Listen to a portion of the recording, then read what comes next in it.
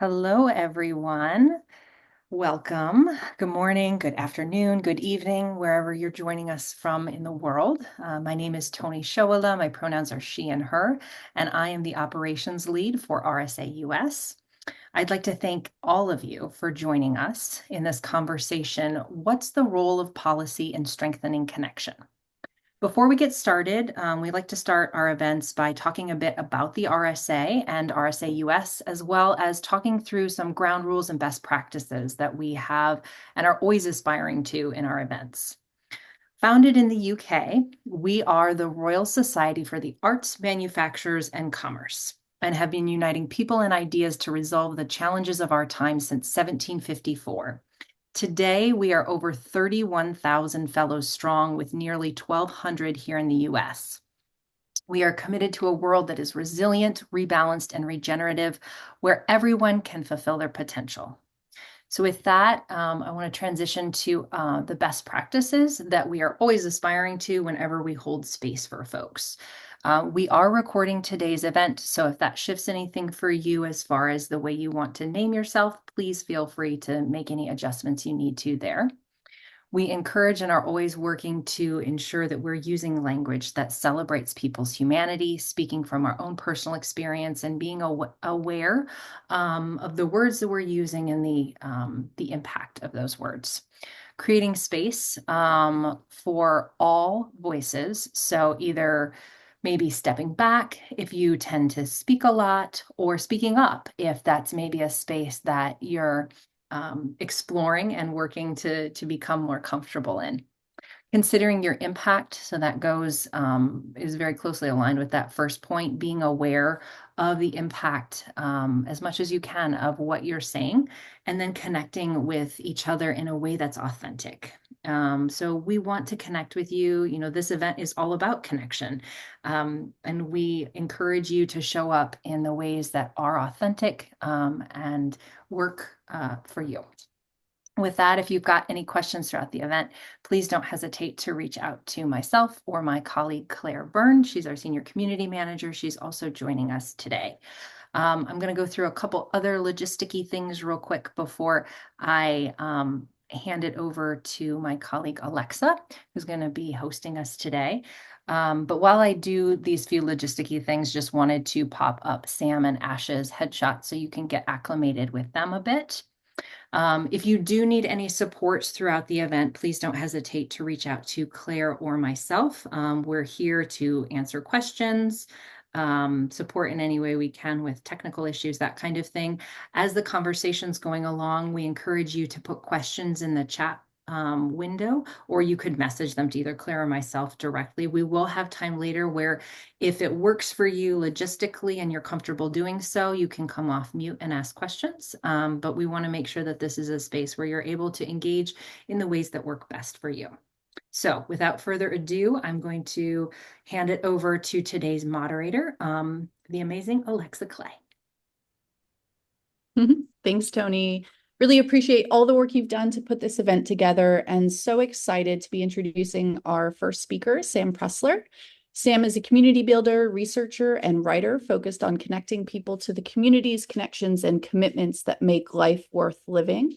He's a practitioner fellow at UVA's Karsh Institute of Democracy, a research affiliate at the Harvard Human Flourishing Program, and the author of Connective Tissue, a policy framework on the role of government in regenerating connection within communities that we'll be discussing today. In his past life, Sam was a social entrepreneur. He was the founder of and executive director of the Armed Services Arts Partnership, the nation's largest community arts organization serving veterans and their families. Sam has been recognized as an Echoing Green Global Fellow, 30 Under 30 awardee from Forbes and Pacific Standard magazine, and his work in writing has been featured in Politico, Vox, The Washington Post, CNN, and NPR, amongst others. He holds an MBA from the Stanford Graduate School of Business and an MPA from the Harvard Kennedy School. So Sam, super excited to be in conversation with you today. I think what really endeared me to you is how much hermit time you took in developing Connective Tissue. I think I emailed you in the spring and you were basically in a hole of your own thinking, putting together this framework. And I have mad respect for anyone who is able to take hermit time to really do deep thinking in today's society. I think there's so much, there's just a lack of space we have to do that kind of contemplation. And so really appreciate the ways in which you're bringing some of your reflections around social connections, just the expansiveness that you've approached this policy agenda with, and also a little bit of the imposter syndrome that you've had. I think one of our first conversations was, how does policy change even happen? I know at the RSA, policy change is one of our core competencies, but I think what I've really loved in your approach is how you center culture change as a prerequisite for policy change, and the ways in which we think of different actors and how they might be able to step into doing policy change. So without further ado, I want to hand it over to you to provide an introduction to connective tissue and this framework, and then we'll launch into discussion. Thanks. Awesome. Thank you so much, Alexa. I'm really, really excited to be here. I'm going to share my screen real quick. We have not a presentation per se, but some slides just to kind of walk us through where we are. So can you guys see? The slides looking good? Awesome. Well, Alexa, that was a really kind introduction. As you were reading the bio, I was wondering if you're supposed to be said that you're 30 under 30 once you're over 30, and also if maybe we should stop listing that, considering the number of people who've gone to jail from that list. I'm excited to be here. Connective tissue has been a labor of love. I definitely met Alexa when I was deep in Hermitage and didn't know if this project would ever end. And I think it gets to the nature of how big the animating question for this is, which is like, what is the role of policy in strengthening connection in community? And at the tail end of this project, I think we've arrived at an interesting starting point, but it is definitely not the end point. If anything, it's opened up many more questions. So today I'm going to give a very high level introduction of who I am and this project. And then I'm really excited to bring in Ash for conversation. She's someone who I interviewed as part of the framework. And I think is doing a lot of this work on the ground in a really fun and exciting way. And so want to bring her into that conversation. But I'll start just with the kind of quick opening on like, who the heck is this guy? And I think starting with home felt like an important place to begin. I had both the privilege and the shadow side of that privilege of being the third generation of a family in a community where my grandparents built many of the Jewish institutions in that community, where all of my extended family lived, and where I had really came up through those institutions. And I was kind of deeply known in ways that are both good and sometimes ways that you want to maybe get away from. But I will say, like, really my formative experience in the power of community was in my time kind of accidentally starting an organization called the Armed Services Arts Partnership, or ASAP, which, as Alexa mentioned, is now the largest community arts organization in the country for veterans. And I think it was in that experience where I saw this group of people who were, besides the kind of label of being a veteran, of having served in the military at some point in time, were as different as you can imagine across every line of difference, who over the course of 2 weeks, 2 months, we're able to kind of come together and not just support one another within the spaces that we created, but really kind of support each other unconditionally outside of those spaces. And it was something that was like, I couldn't use any other word to describe it except for like, it was like a deeply sacred and like magical experience. And so as I work through that time, and as you all who are doing this know, that's also a really intense experience and it could lead to exhaustion. And so when ASAP got to a point of sustainability, I handed it off to the new executive director. And for me, I was like kind of asking like myself these fundamental questions of like, what just happened? Like, what was that kind of magic that I experienced? What was it that kind of made this feel so rich and fulfilling, despite the fact that I was not an artist and was not a veteran leading this organization? And I had the kind of fortune and privilege to end up with a fellowship at Harvard, where I got started to be able to like research and engage with some of these questions, both on the spiritual side, reading people, like Thomas Merton, but also on the kind of academic side, reading folks like I know RSA has worked with, like Bob Putnam and Raj Chetty. And that question that I anchored on as like kind of the thing beneath the thing was like, how do we connect? How do we reconnect people to the communities, the commitments, the relationships that kind of give our lives meaning, that make our lives worth living? And that's taken me down a whole array of rabbit holes of projects. But one of them was around this question around like what's the role of policy in strengthening connection and community. Uh, this started, I'd say for me at least, early last year, where I was finding myself getting pulled into a lot of conversations with policymakers at different levels of government, where there was this kind of collective recognition that the problem underneath the problem, whether it be democracy or kind of premature mortality and deaths of despair or economic immobility, was this idea that, our civic life and our social lives have been weakening. And I was seeing folks like, the Surgeon General who were really engaged in trying to think about the role of policy, people like Senator Murphy who were thinking about these things. But there was this real gap, right? Like the question felt so big and also felt so almost intangible that what ended up happening was like a lot of, in my view, unserious responses started to come to play. Like I put this, this is a meme of the New York Times headline of the cure to male loneliness being pickleball. Like this idea that like it became just kind of the fill in the blank of your thing is the thing that's going to solve this issue. And so we kind of saw this gap of where policy can come in as like a seeing that this was a deeply structural problem. Can there be a role for policy and kind of what is that? And also, what are the limits of it? I saw someone in the chat posted, I see policy mess this up a lot. And I think there's a real recognition that that is the case. And so, very briefly, I'm going to give an overview of the framework. I definitely encourage after the call to check it out, dig into it, and also like follow up with me directly. I'm happy to have a conversation. This is very high level, but what we try to do with this policy framework is really just make the intangible tangible, create this like tangible, actionable, organized starting point for policymakers at all levels. And where that needed to begin was thinking about like what are the principles undergirding policy? What should all policy be going towards? And we landed on three things, which is kind of a very oversimplified way of thinking about how does connection happen in community. The first is thinking about policy as a means of boosting civic opportunities. So when I say civic opportunities, I'm talking about like the supply side of social capital. It's the spaces, it's the organizations, it's the programs, the activities where you can experience participation and connection. That's like kind of the where and the what.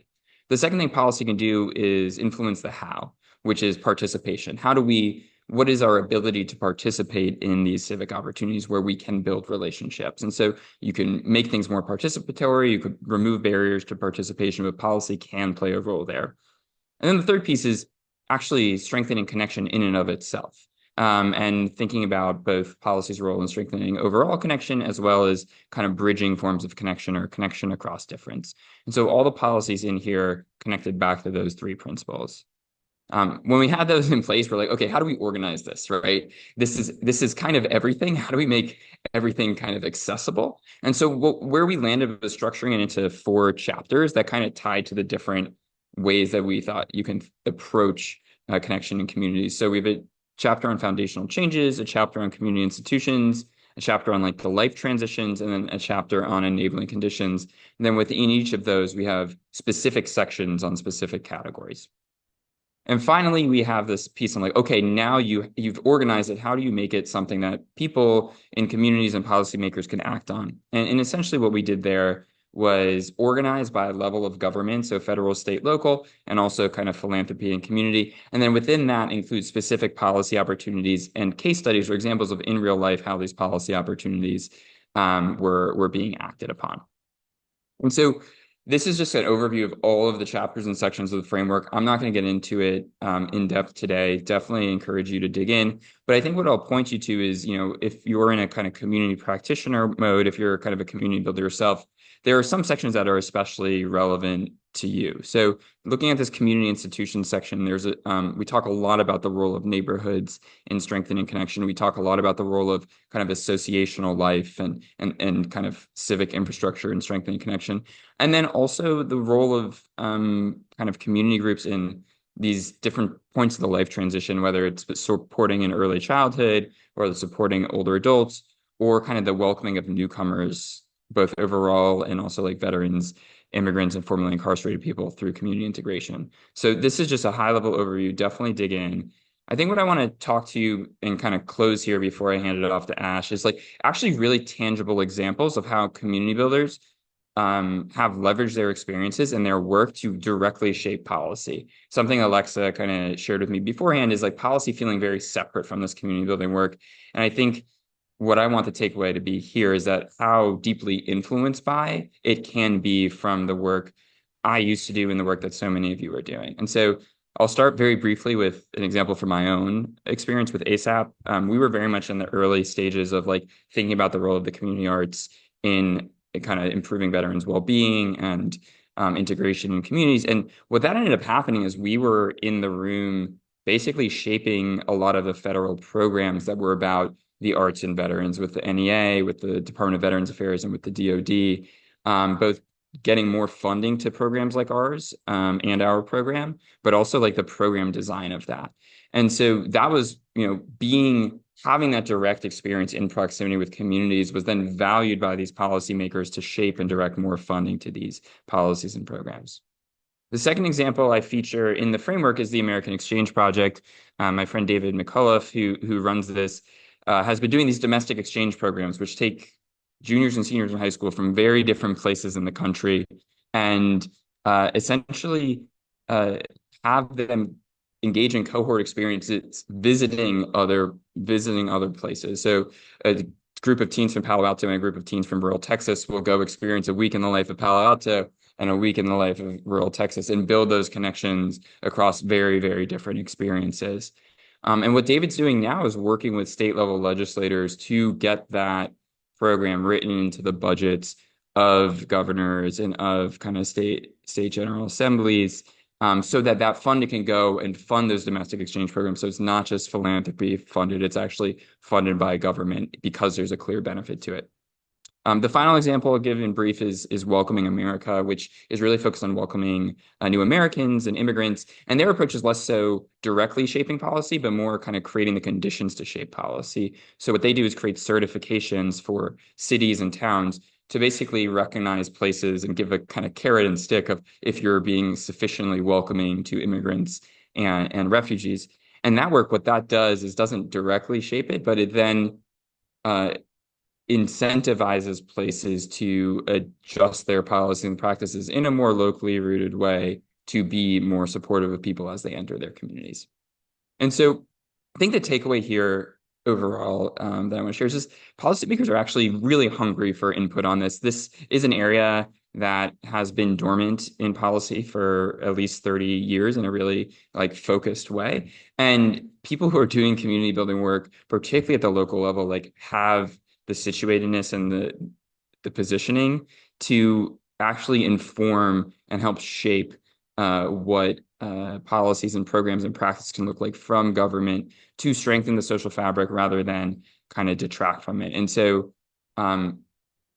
being able to kind of own that positioning, I think, is really important. I'm happy to like engage more in this conversation.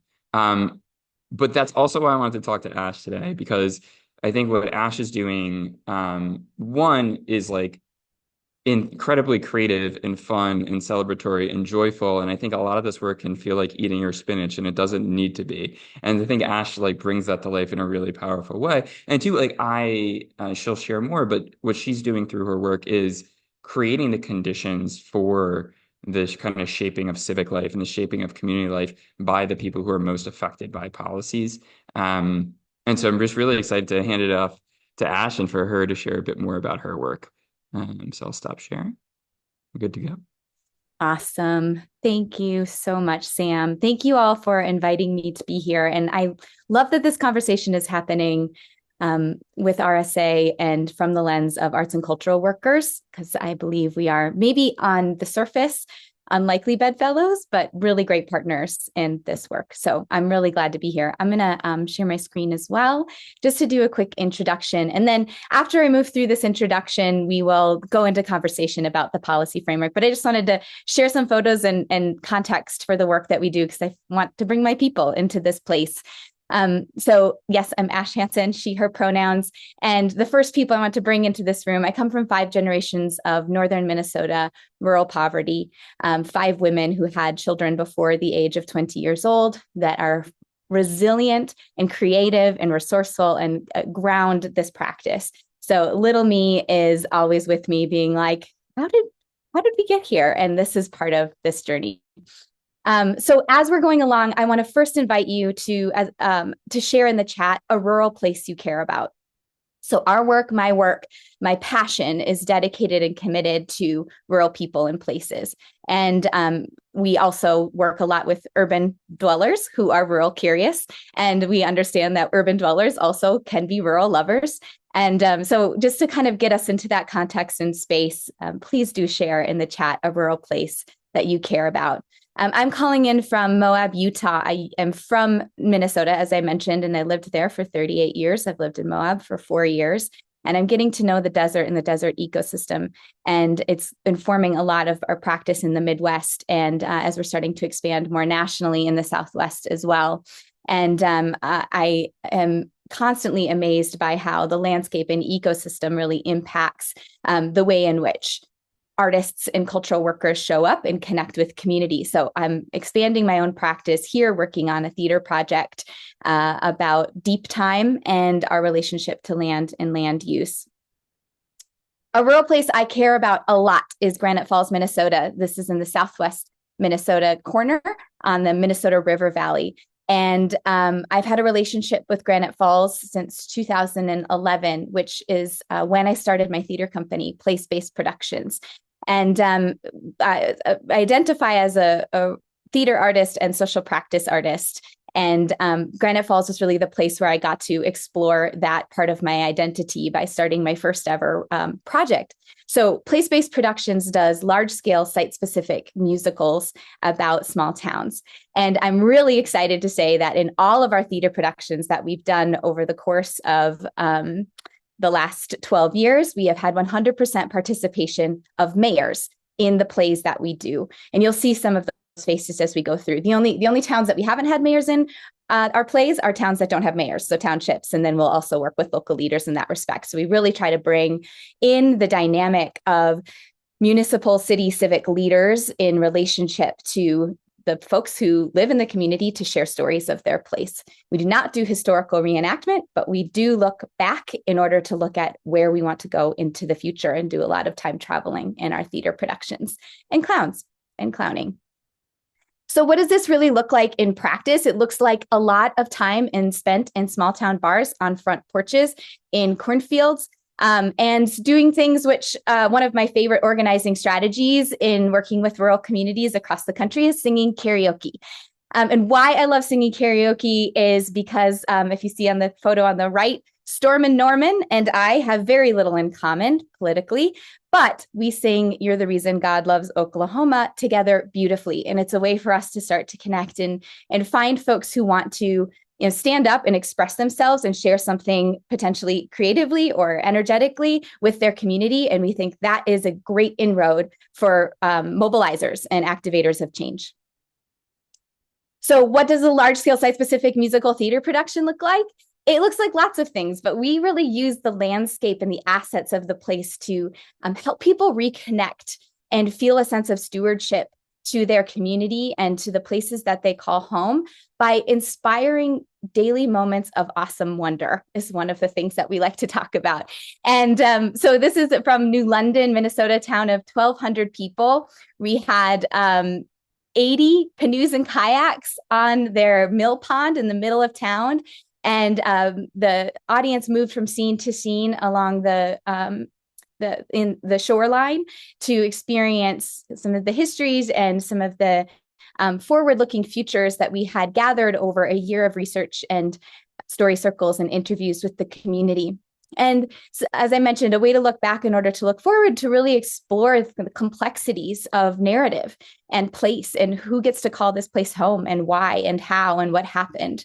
And afterwards, after the play, we engage in discussions around those complexities. And for us, this process of putting together a theater production like this, the play is not the thing, right? That you've heard that a lot, but the play is not the thing. The thing is the experience of connecting the cast, of which is usually between 40 and 80 people, in this journey of co-creating something together, of shaking out and doing silly theater games together, of yelling loudly in warm-ups with your mayor across from a circle, and laughing and crying and sharing these stories, and holding hands in circles in the middle of public parks, and looking at your neighbors in the eye and saying, one of our mantras that we do before we begin any production, like when we're doing dress rehearsals, we turn to our neighbor and we say, trust me. We turn to our other neighbor and we say, trust yourself. And then we turn to everybody we can see and we yell, have fun. And just the act of turning to somebody next to you of different ages, of different backgrounds, and saying, trust me. And then turning to somebody else and saying, trust yourself. How often do we do that? How often do we, look across from each other in the grocery store and say, and yell, have fun?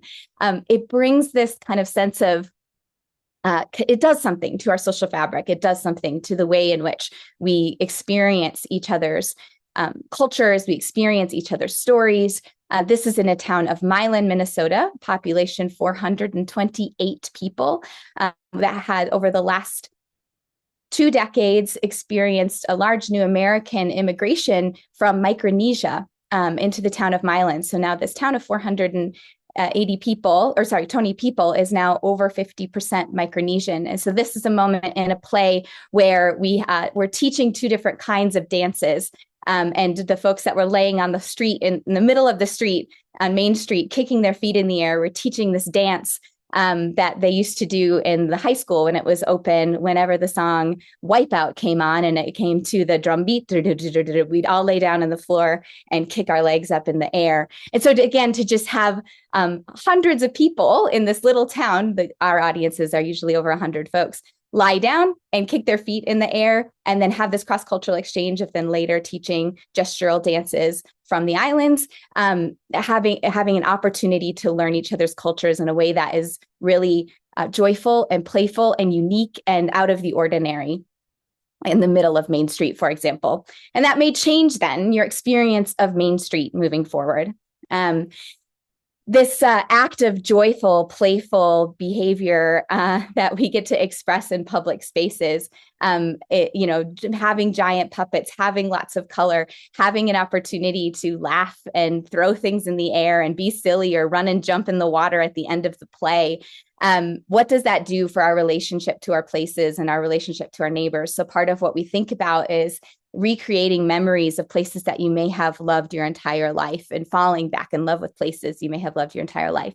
And how this connects to the kind of civic engagement and policy work is, for us, we're like, how do we build the foundation, or rebuild the foundation and re-strengthen some of those connections to place and people, so that you want to show up and you want to advocate and you want to stand up for your neighbor, stand up for the place that you live. So it's going back a few steps from saying like, and here's how you engage with your local politician. It's saying you want to first care about the place that you call home and remember why you care and re-fall in love with it. I think this is essential in rural communities, in which a lot of things have been done to rural places, and the narratives of despair and the narratives of loss have been placed upon rural communities for so long that there's often a kind of feeling of nothing good happens here. And so this is an opportunity to remind people that, yes, it does every single day. And this is something worth fighting for. This is something worth standing up for. This is in the town of New Cuyama in the Central Valley in California, exploring the impacts of climate change on the agricultural and migrant community there. So that's a rural context. I just wanted to bring in one example of an urban context. I was an artist in residence for the long-term planning department in the city of Minneapolis, assisting city planners in connecting with residents that typically don't show up to city planning meetings through a year-long series of really low-key, low-tech opportunities for folks to engage with their civic life. And so one of the things we made was the City Making Jeopardy board, and it was called Bus Stop Jeopardy. And we'd show up to bus stops where people are already gathered and ask questions that their neighbors had invited them to answer related to housing, transportation, livability, or other things about this part of Minneapolis. And then we would stand at the bus stop, and as people were waiting for the bus, we would play Jeopardy. And then we would ask them to record their answers. All of these answers, along with a number of other creative community engagement strategies, went into the final report that did end up impacting more increased rapid transit in North Minneapolis. Now, we also did a play, a bus stop theater play, in which we got the community to ride the bus from bus stop to bus stop and watch different scenes about the neighborhood and about some of the issues that came up from City Making Jeopardy and other engagement strategies that we utilized. In 2017, after the 2016 election, in which there was active political polarization between urban and rural spaces, I was feeling this tension very acutely. And so I bought a little yellow school bus and traveled across the country interviewing 127 rural artists in 24 different states, asking about the impact that the role of arts and culture can have in and with rural communities. And the results of that became a nonprofit organization that we started in 2018 called the Department of Public Transformation. And the Department of Public Transformation is headquartered in a building on Main Street in Granite Falls, Minnesota, where we had our first theater production.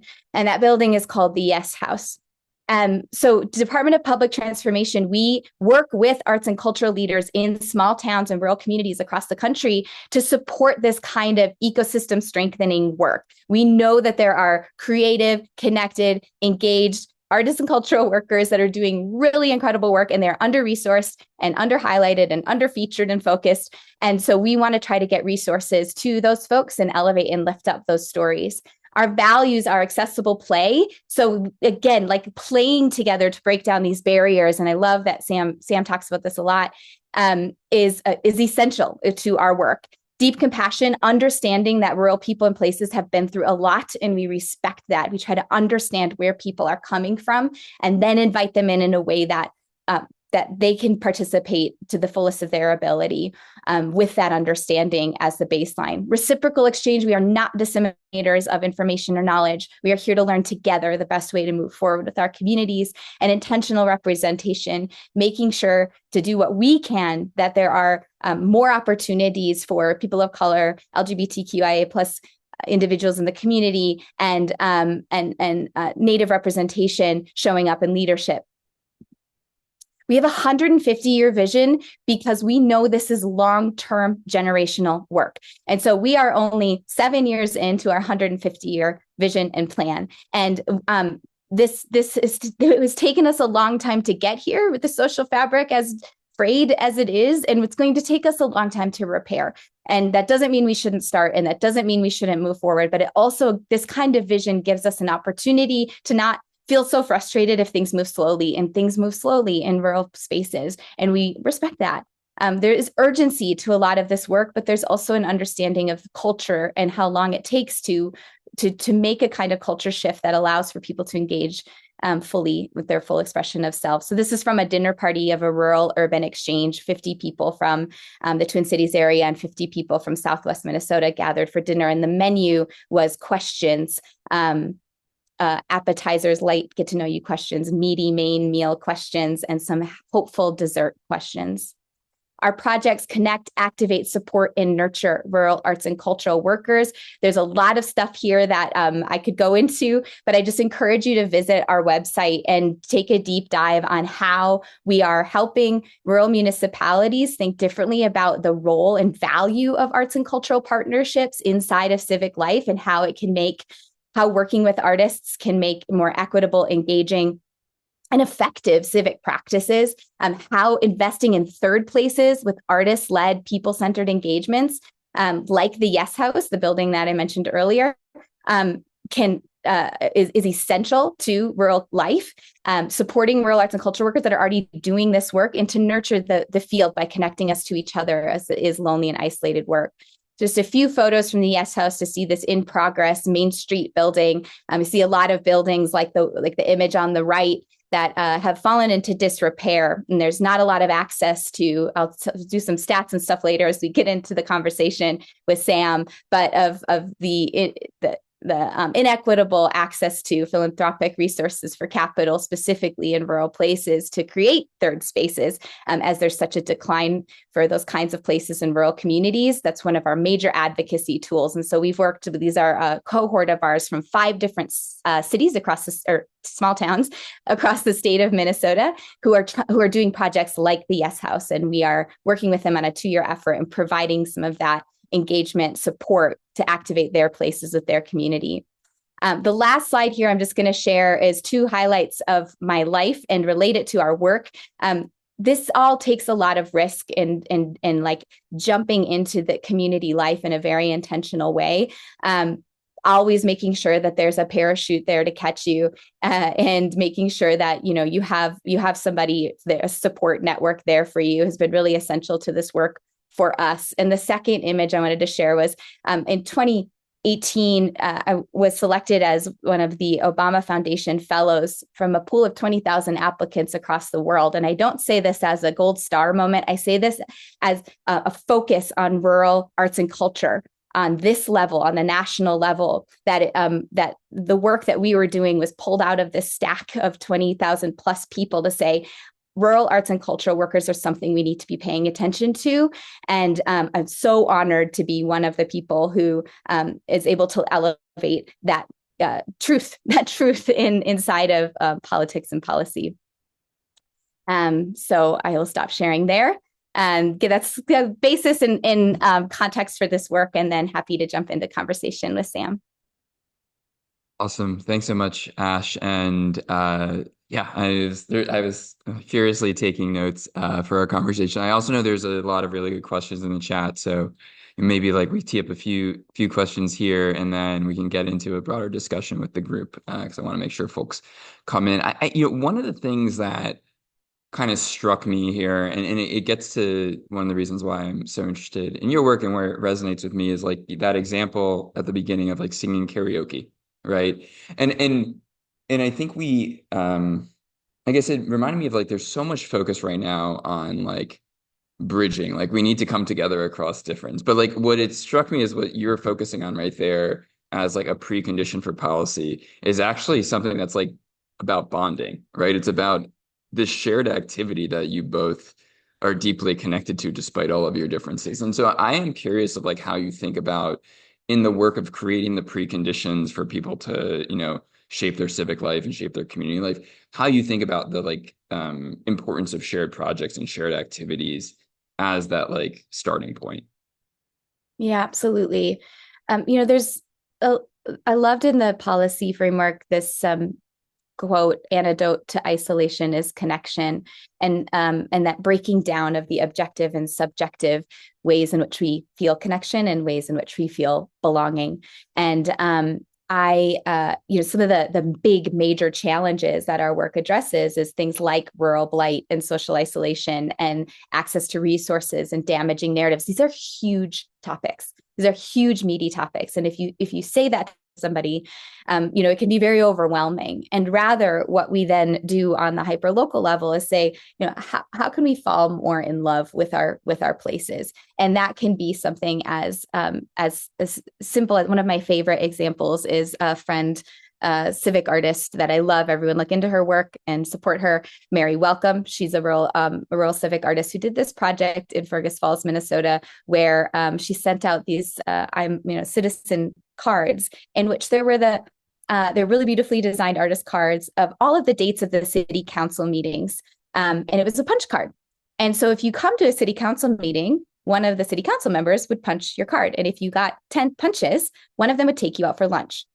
and is a little bit of a like date moment, right? And so it's doing multiple things at once. It's giving the people the information, it's making it fun and accessible to come, it's giving you an incentive, and you get to know your local leaders better. It's just a brilliant, piece of like engagement that I'm so shocked doesn't exist in more places, right?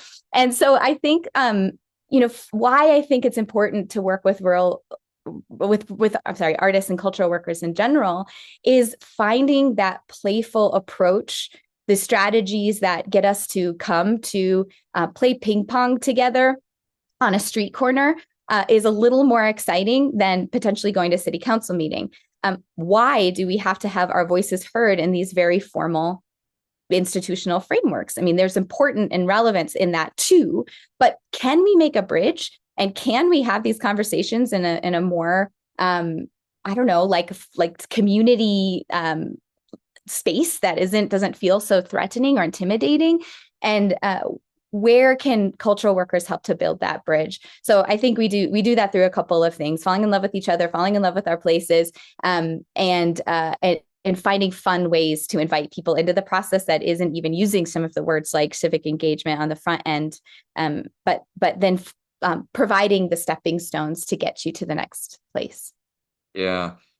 I just want to ask one more question, and then Alexa, I know you have some stuff you might want to jump in, and Ash, feel free to ask questions as well. But there's something in your work too that it reminded me of a quote I heard recently in talking to kind of people doing community organizing work. It's like folks in powerful places like to ask why people in government, but also beyond in business, or why people don't trust government and why people don't trust institutions. And they're like, we should flip that on its head and ask, like, why don't these institutions, why doesn't government trust us? And I think your work strikes me as like kind of doing some of that inverting work when you're talking about the circles of people talking about trust.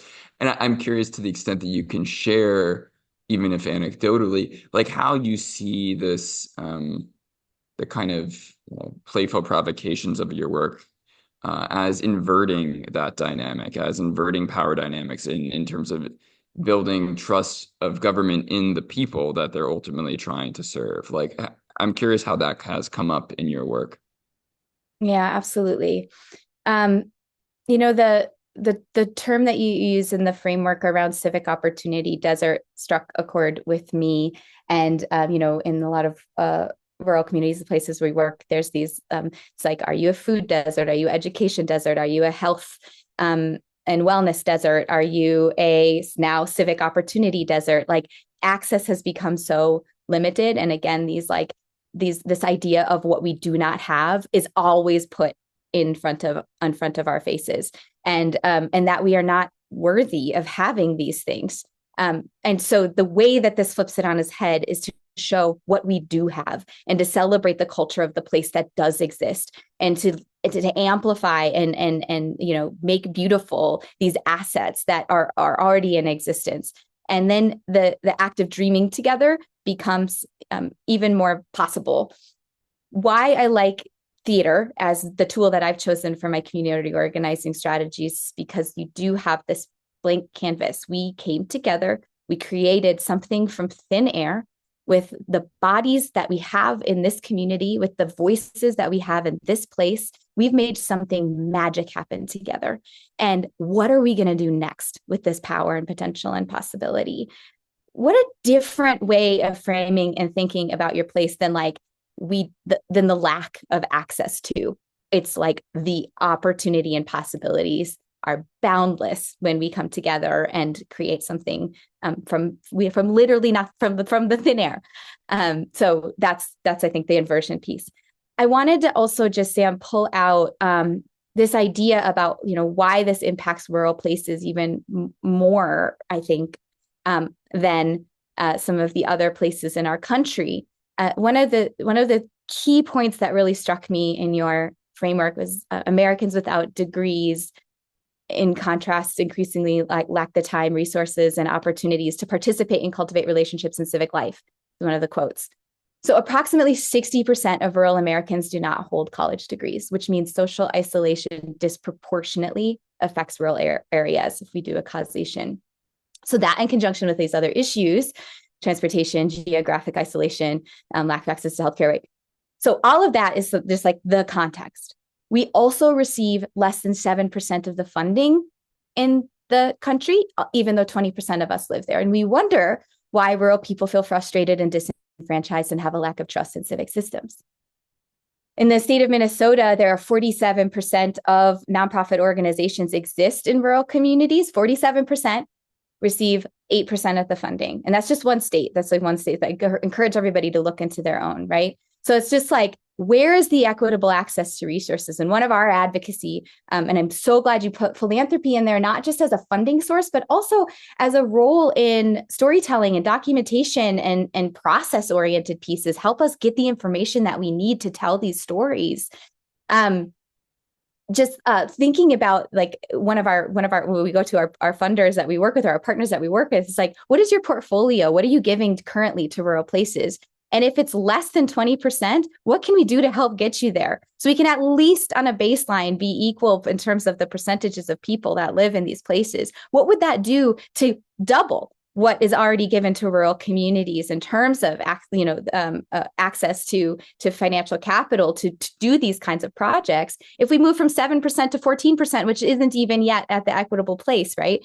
And so just trying to say, it's easy to point a finger and it's hard to take responsibility, and saying like, what of this issue that we're facing with social isolation in rural places, there might be a more higher level of attraction to extremism, as your framework points out. What if this is our responsibility as a whole society in terms of the historic lack of access that rural communities have had to resources and the extraction that has happened to rural places over decades and generations? The accountability is a necessary step. And I think just acknowledging that inequity, geographic inequity exists alongside of the other important equity conversations this country is having.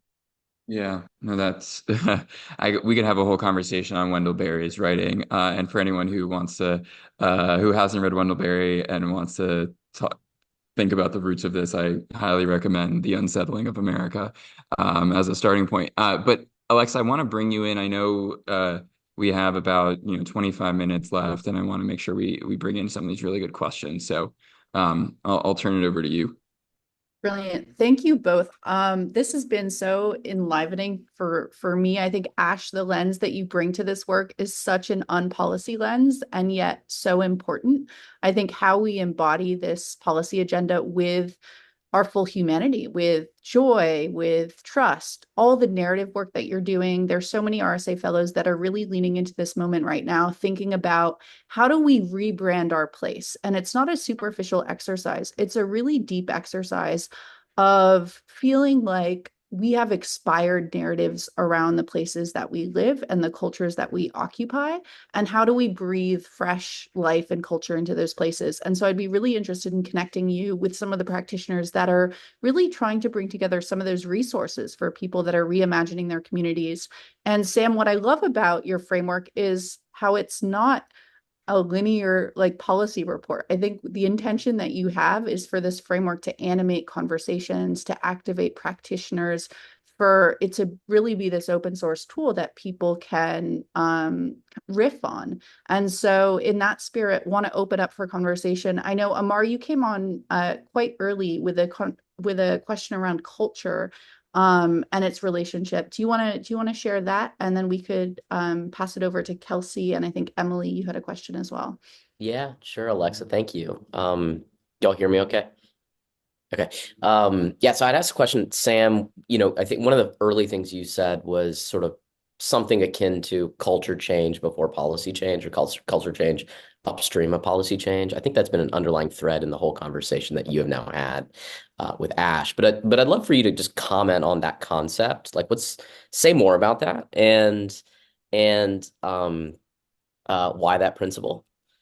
Yeah, no, that's a great question. It's funny. Like, I started this framework thinking that policy, though it influences culture and community, was downstream of it, and I think I left it feeling like policy is definitely not the driver here, but it has an enabling role. And so, all of these things are in a constant dance. I think there's this desire to measure what influences what, and I almost, that's in some ways trying to play God. But like the reason I think we're even in this moment right now, like why was it such that when the Surgeon General released his advisory, for example, it kind of this went into overdrive? I would say because the cultural ground was so fertile, Yeah. not in some ways not a positive way because of how bad things felt, not just for certain groups of people, though there, as Ash was saying, folks without college degrees, Yeah. particularly men, particularly Black men, and particularly folks in rural areas are dealing with maybe more intense versions of this. Yeah. But the fact that, we were at a cultural moment and a civic moment where things felt like they needed to change in such a way has then created the opening for people who are coming in with institutional change to be like, okay, what can we do? Like this was not an Overton window that was open a few years ago. And Yeah. Ash and I've been working on this type of stuff for a decade now. And I could tell you when I was talking about the connective tissue of communities in 2014 and 15, people were like, what are you talking about? Yeah. Right. And so I think that cultural window has shifted. And I think it's, I have a whole narrative. I can tell you my kind of story of where we are, but I think we had the story of like in the post Bowling Alone wake, in the decline Yeah. of civic life, which that civic life was just a replacement of village life that we've had for a very long time. In that decline, that we told a technological story that technology was going to be this means of connection. And Yeah. I think we're now in the wake of that story being completely blown up.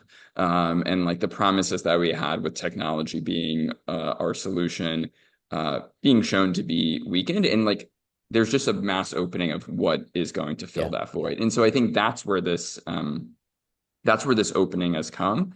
But then I think, and I'll just close this thought, I think policy can come in and do in a specific targeted way create more enabling conditions, right? So Yeah. like the easy example I provide is just like block parties. Like there's cities Yeah. that provide block party grants.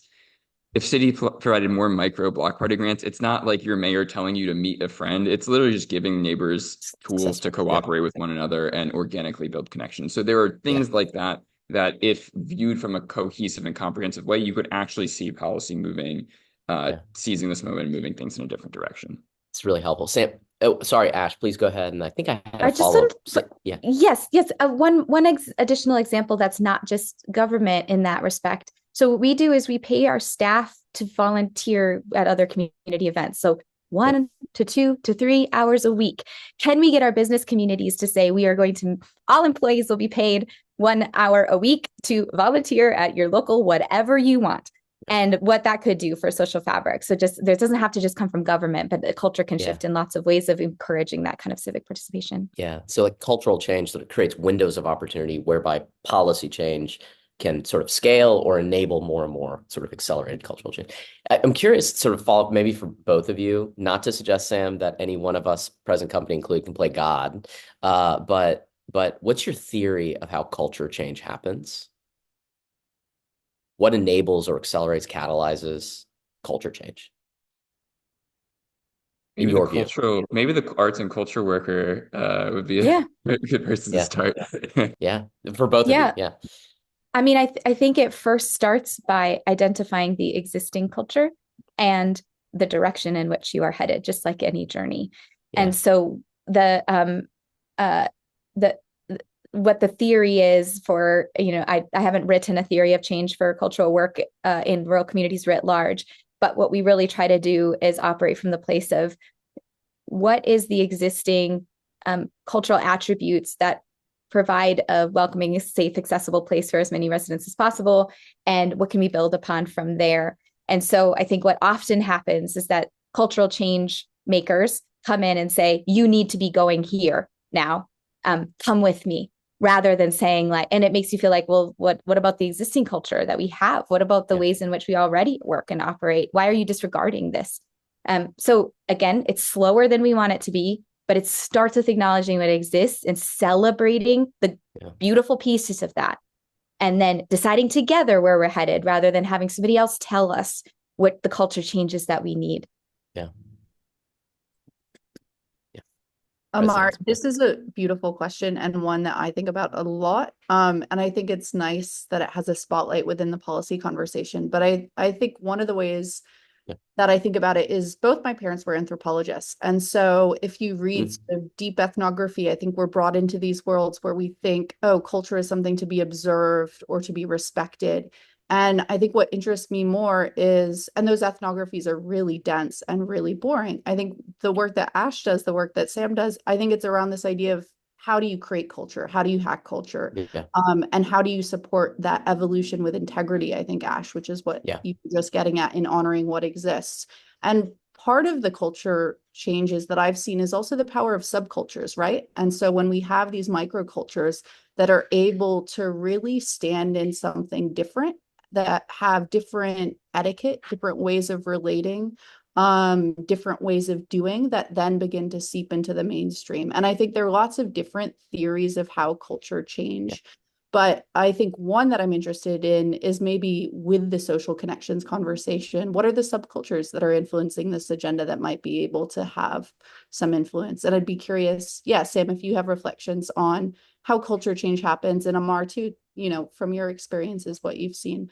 I want to bring in a few other voices, but Sam, are you? Yeah, no, let's bring in. Yeah, I think you guys Yeah. covered it, and I want to make sure we bring more. But Amar, like Thanks. one we're holding that thread because it's such an important one. Yeah. I want to bring in Kelsey now, who asked a question around some of the drivers that are making social connections an agenda. I know we've had to navigate this a lot.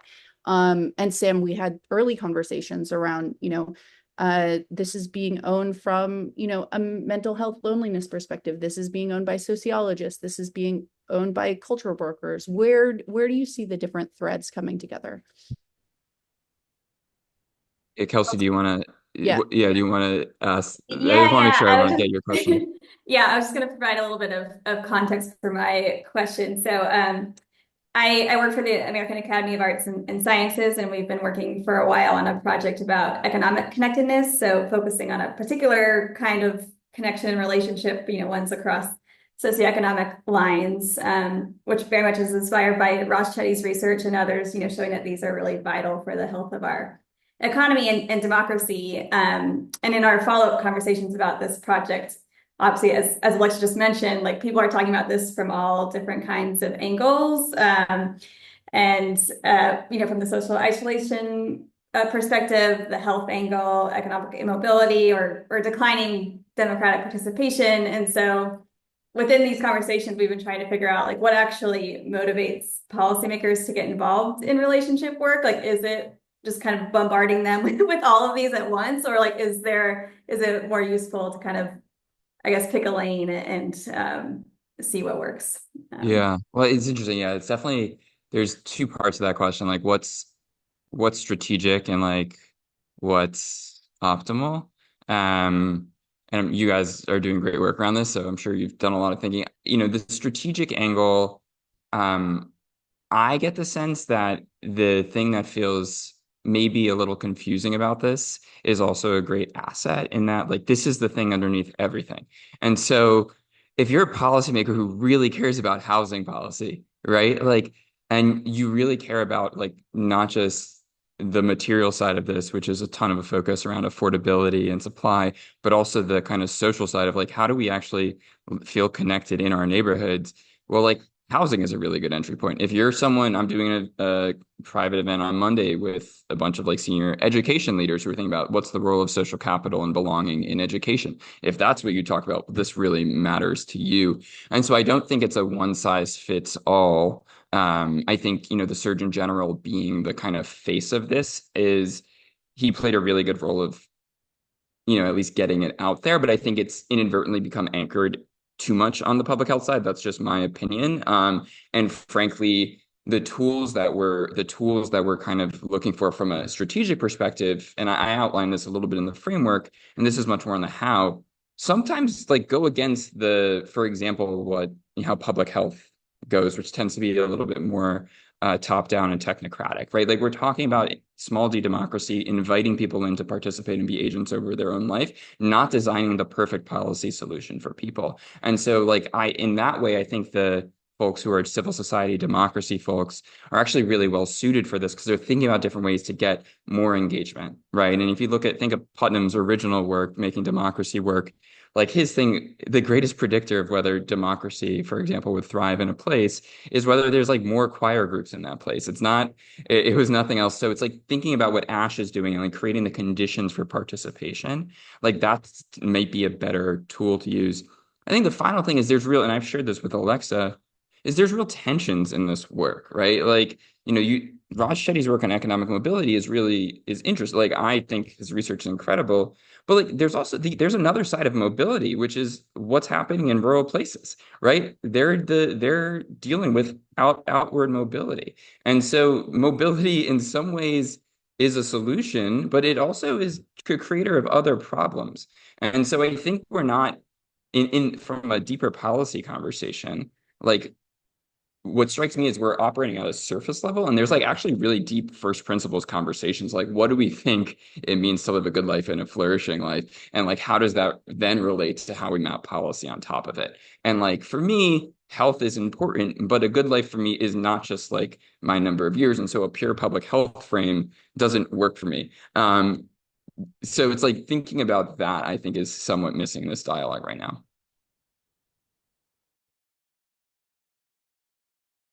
Sam, I think that's such a great point and something we really had to interrogate when we were awarding Raj Chetty the Benjamin Franklin Medal this year. Was we did a number of interviews really raising up the lived experience of people around economic mobility and social capital as a tool for economic mobility. And most people really push back on economic mobility being the end goal. I think people were much more interested in less living out this fantasy of like the neoliberal self that escapes community and more thinking about, well, how do we actually design for community wealth and for other forms of success. And so I think that humanistic orientation really lands with a lot of the audiences that we've been talking to. I want to bring Emily in. You've had such fantastic resources to share and comments. I know you had a quick question for Sam and Ash. Thank you so much. I feel like my original question kind of just got addressed in this last answer, and specifically talking a lot about health. And I agree with you, health is not the only thing. But I have another question for both of you, actually. So much of this work, when we talk about curating community, cultivating connections, sometimes policymakers can sometimes go with a one-size-fits-all approach. Oh, I need to do, and Ash, this is so apparent, and Sam, you as well, in your work, that it's hyper local context. What you do in a community in Minnesota is going to be entirely different than what you would do in a community in New Mexico. And even within those states, it's going to be hyper local and hyper different depending on that rural community. So what sort of applicable lessons in each, the high level things in each of your work resonate with your communities, but how do you work to ensure that everything that you are doing when you're going into these communities really represents the fabric of that community in that moment? I would hop in here first to just say thank you for naming that rural America is not a monolith. That is a major first step in all of this work. And that means that it's a lot more challenging to do this kind of work, and that we do need much more hyper-local policy and policy change action happening. And so we need local folks to understand what those processes are and be invited in the way that works for them. So thank you for naming that. And then how do we ensure that we do what you just asked?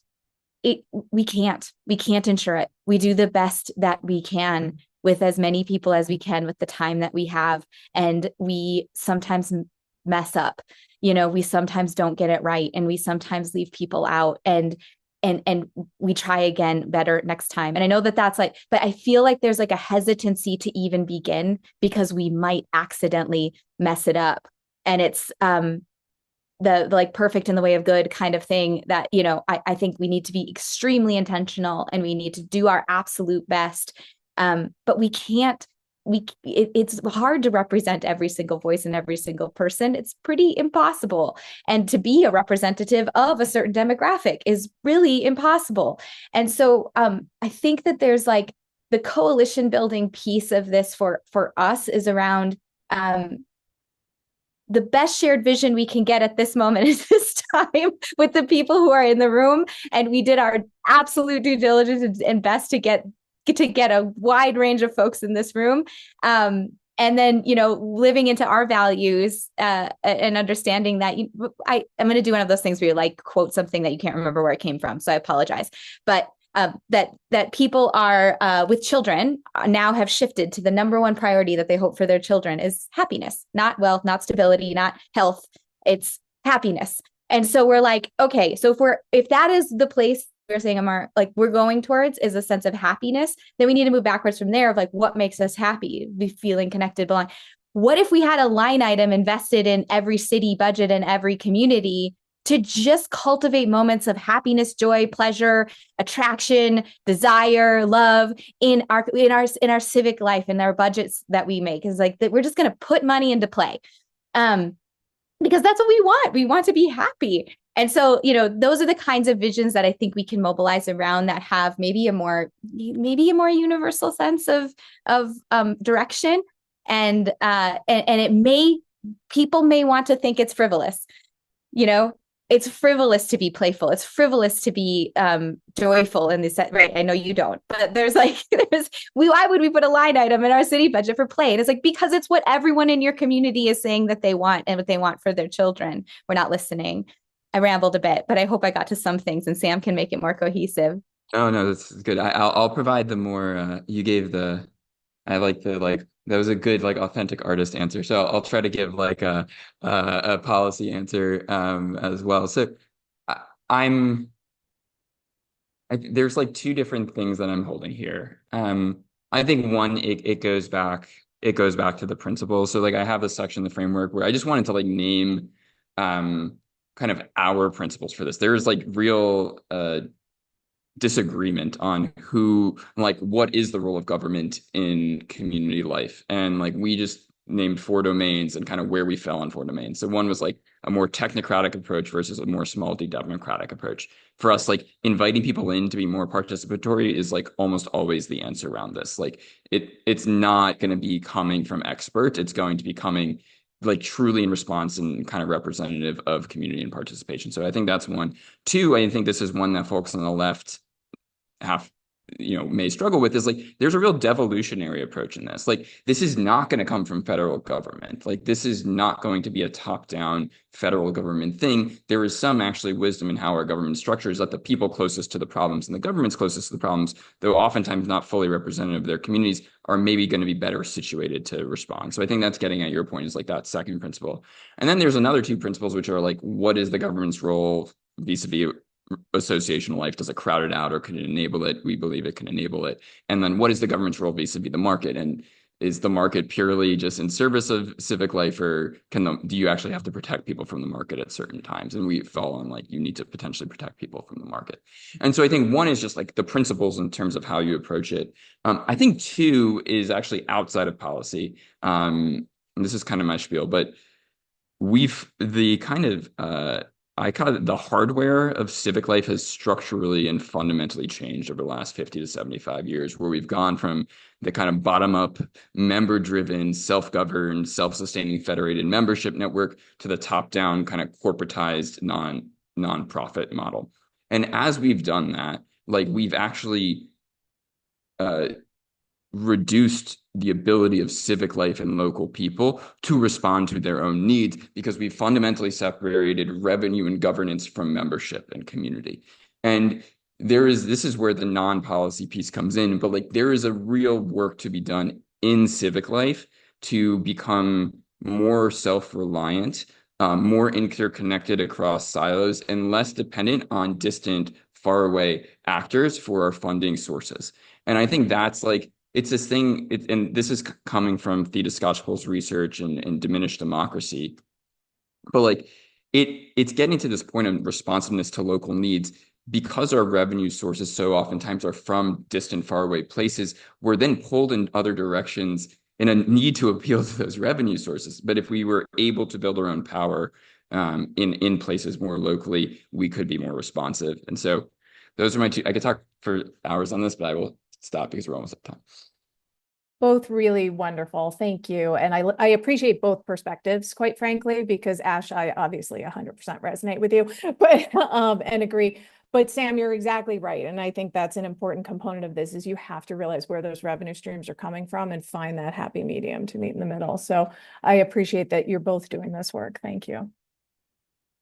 Thank you, Emily. And thanks, Sam. Thanks, Ash. There have been so many incredible resources shared in the chat. So we're going to collate those and make sure that in a follow-up email, everyone receives those. So if you're overwhelmed right now, we'll aggregate those and you'll have access to those later.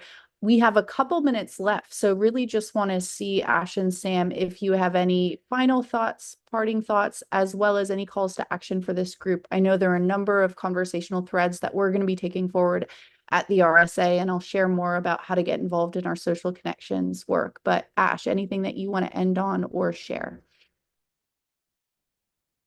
I think that the arts and culture piece of this is an ingredient, and I'm really grateful that you all pulled up this ingredient to have this framing and conversation. So I think it takes a lot more than us, but us as we are essential to have at the table. So my call to action is when you are in these rooms and you are having these conversations and you are thinking about how you want to be engaging your communities, look to your artists and pay them for their work.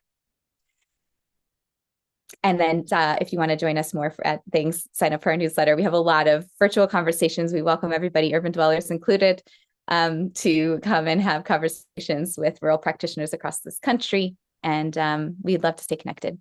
Sam? Awesome. Well, Ash, thank you for joining. And Alexa, thanks so much for hosting. And Tony, again, thank you so much for the behind the scenes work to make this happen. Yeah, my very direct is please check out the policy framework. It's a starting point, not an end point. I have questions and not answers. And so please challenge it, build on it.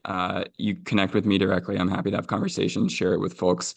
But the hope is that this can continue to drive momentum towards the more structural and cultural change that we're talking about here.